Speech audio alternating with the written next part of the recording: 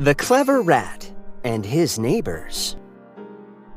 When a mousetrap threatens his existence, Mr. Ratu tries to seek help from his fellow animals on the farm: Mr. Cow, Mr. Goat, and Mr. Cock.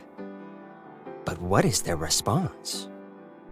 Find out in this enthralling tale that teaches us that we should always show concern for other people's problems, because what we think is another's problem may soon come to affect us in more ways than we know. Chapter 1. The farm was a beautiful place if you're looking at it from afar. Right in the center stood the farmhouse, and a pretty little thing it was too. The farm cow was grazing peacefully in the field. The goat, as is its usual practice, wandered around, bleating loudly and nosing into places where he was not wanted. The cock strutted about, pecking at the ground for food that only him could see. It so happened that inside the farmhouse lived the farmer and his wife. But they were not the only ones who lived in the farmhouse. The rat was there too. The rat could not eat grass like the cow. It could not eat grass or scraps like the goat. And it certainly could not peck in the dust in broad daylight like the cock. So, the rat's only option was to creep out at night and try to grab food from the scraps in the farmer's wife's kitchen. The problem was, sometimes he could not differentiate between what were scraps and what was real food. And so sometimes he made quite a mess. The farmer's wife was very angry, of course, as no one likes rats running around their homes. And so one day, she put out a mousetrap. "Now that should do it," she said to herself with satisfaction. "I will have this pesky rat before dawn tomorrow." But what she did not know was that the rat was peeping out from his hole in the wall and was watching her. Horrified, he wrung his paws and hurried back into his home to think. "Oh, what do I do?" the rat thought frantically. "I am only a small rat, and I am not always wise, especially when I am very hungry.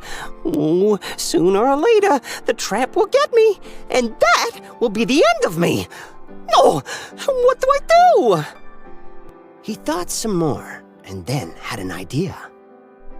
"Oh, I'll go and tell some of the other animals here on the farm," he said to himself. "They are bigger than me. They will be able to help me." Chapter 2. And so immediately he rushed out to the field where the cow was still munching on grass. "Mr. Cow, Mr. Cow!" the rat squeaked. "Please, I need your help." "What is it?" the cow asked contemptuously. You can't see I'm eating. Why are you disturbing me?" "The farmer's wife has put out a mousetrap," the rat said. "It is meant for me. Please, help me." "Well, that's none of my business," the cow said. "Am I a rat?" And he continued eating without giving the matter a second thought.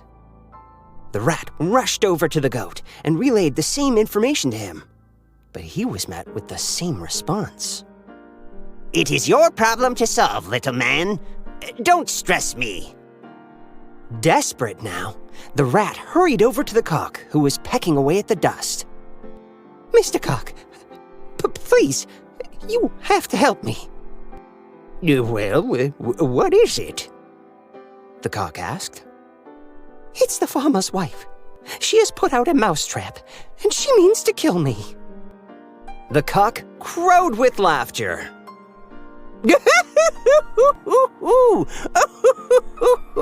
"Mr. Ratu, Mr. Ratu, how does that affect me?